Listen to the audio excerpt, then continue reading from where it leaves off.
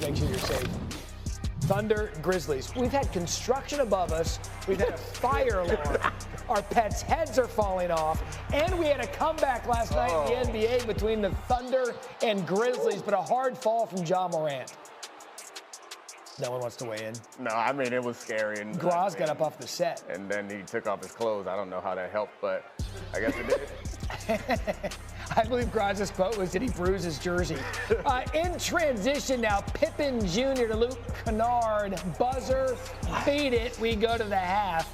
Thunder's largest halftime deficit, 26 points. Grizzlies in a rout, right? Wrong. Chet Holmgren, what a guy wants, what a guy needs. The worst. then SGA. Yep. Now down just 3. SGA 31 points later in the quarter. Gilgeous-Alexander dumps it off to Lou Dort. They have come all the way back to tie the game at 105. Now down 3. Holmgren. He can dunk. He can shoot. 24 points, tied at 108, under a minute to go. Kennard's going to drive and miss the layup, gets his own rebound, kicks it out, misses the open 3. Holmgren with the rebound, finds Jalen Williams and an outlet to Caruso. What a comeback. 29 points, comes back to win. The Thunder, I mean, you can, this series is over, right? I know they don't like saying definitives, but it is. An incredible comeback to the Thunder. They were actually down by 27 points when Ja Morant left with injury. Flipped everything. They outscored Memphis by 33 points over the final 27 minutes. Spraying the largest comeback in NBA postseason history. Thunder will have the chance to sweep the Grizzlies Thursday in Game 4. Tonight, triple header. Look at this. You've got Celtics at 7. You got Pacers at 8. You got the Lakers at 9:30. Coverage begins with NBA Countdown. Cannot wait for that. Also, Shedeur Sanders' slide. Did the Steelers make a mistake not drafting him? We'll talk about it coming up next. But first, in a sneaky Hembo time. Ooh. Who is the only quarterback drafted in round 2 to win a playoff game as a rookie? Think about it. Also, back to our top story. A false alarm. They're back. Oh, they're good? They're here. They're good. Look at them. Good job, guys. So way to hang in there. What an exhale. What a moment for America. What all smart football fans do the day after. That's right. Overreaction Friday with Dan Graziano. All right, some Swagger, Nick, and Orlovsky here for them. Graz, number 1. You know what? The Cowboys blew it by not taking a receiver at 12. Is that an overreaction? Absolutely, it's an overreaction. There's still receivers left on the board. How many went? 3? 3 went in the first round. There's still plenty of receivers left on the board. The guy they got is an offensive lineman that they need to replace Zach Martin. I think the Cowboys are pretty good at this process, and I think they know that there are still options for them at wide receiver, either in the draft or potentially in trade. Marcus? I agree with Dan. I think it was a really good pick. It took me a second because I thought if Tate McMillan would have got to 12, that might have been the move. But I love this. And then when we were sitting there watching the draft last night, I thought about Jalen Carter is going to play Dallas twice a year. You need all the damn help you can get on the interior. Orlovsky, what do you weigh in? Now, I agree. I would have wanted Ted McMillan for the Cowboys if he was there. I was never super high on Golden there just because he is very similar to CeeDee Lamb in my opinion. So I don't mind the Booker pick. I think the Cowboys will have one of the better offensive lines in the NFL in a couple years. Also, I would love for them tonight to get Luther Burden out of Missouri. If they can do that, or Higgins out of Iowa State. If they can do that with Booker, that's a good first 2 rounds for the Dallas Cowboys. And there's a lot of depth at running back. You could address a receiver and a running back 2nd, 3rd, 4th round of this draft. All right, topic number 2.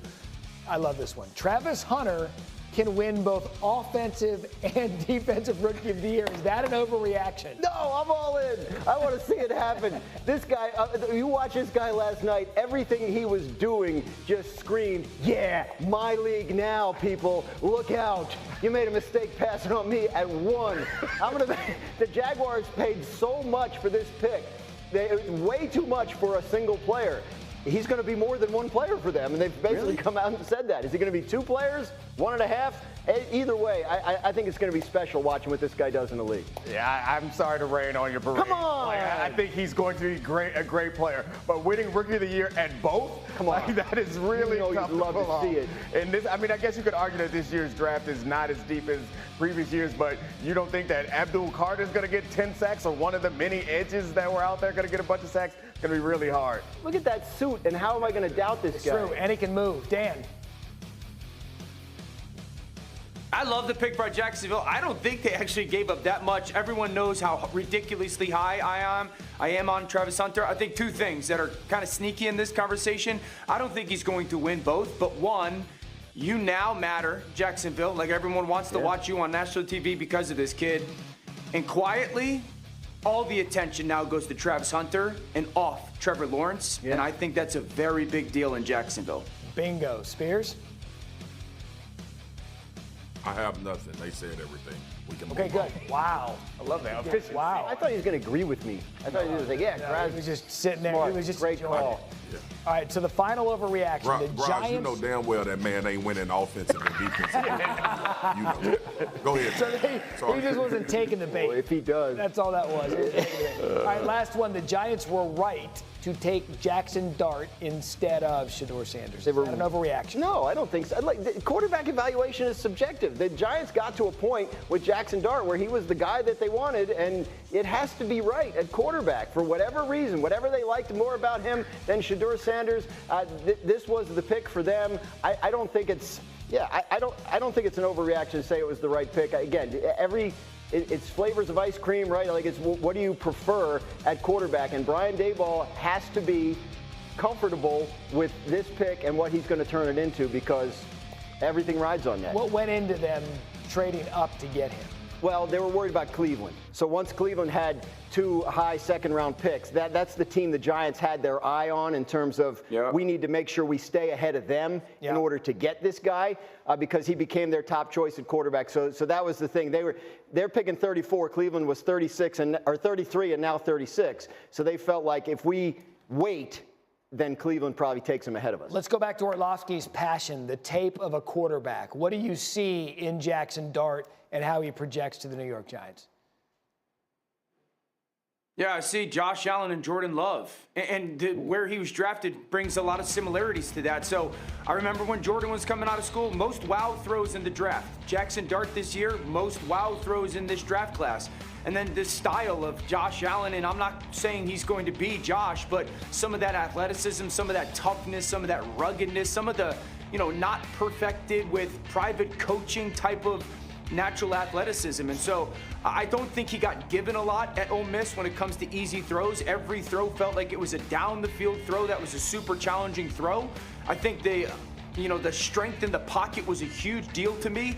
And honestly, guys, he took over games this year. The Florida game that we're watching right now, for 56, 58 minutes, he was absolutely sensational. The LSU game, he was sensational. The Georgia game, he was off the charts. And so not only was he really impressive on tape, the more I studied him, then you watch those physical abilities and you go, in 2 years. Now, here's the thing, and I've been adamant about this. He's got lazy and sloppy feet at times. And if you're Brian Daboll, and there's one thing that you got to fix, it's those lazy and sloppy feet, because if you don't, then he will fail in the NFL. If you do, and you give him the time to fix it like Jordan has and like Drake May did last year, I do think that was the right decision by the New York Giants. What kind of clock is Daboll on with Dart? Yeah, I mean, it feels like the clock is, it's a very urgent clock. The pressure is high. It's obviously a media market that's going to get a ton of attention. And the owner already pretty much said that he needs to see results soon. So I think that they get to him before midseason probably, and how he plays for the rest of that season will determine whether Joe Schoen and Brian Daboll will stay in New York and be conquering heroes, or if they'll be remembered for last season in the Saquon debacle. So I think it's a lot of talent and a lot of pressure on him, and it's a real test for Daboll specifically. Because right now, we talked about earlier, Dan brought up Josh Allen. Like, that's the big shining star on his resume. And then also getting a productive season out of Daniel Jones without a bunch around him. It's like, okay, that's impressive. But right now, his kind of medal as a quarterback guru, you get to pick your guy at your location. is going to be kind of tested right now. Marcus, I've always been one that thought if you can put a rookie quarterback in a situation where he can sit and learn the NFL before you thrust him into the NFL, he might be better off for it. Where do you weigh in with Dart potentially sitting and watching before they start him? I agree. I think it's perfect what Dan said about him needing to develop. Look, man, sometimes these quarterbacks, not sometimes, majority of the times these quarterback comes into the NFL, they need to develop more. Like, that's the one art in sports that there are no finished products name that was called last night. I don't care if it's Cam Ward, I don't care if it's Jackson Dart.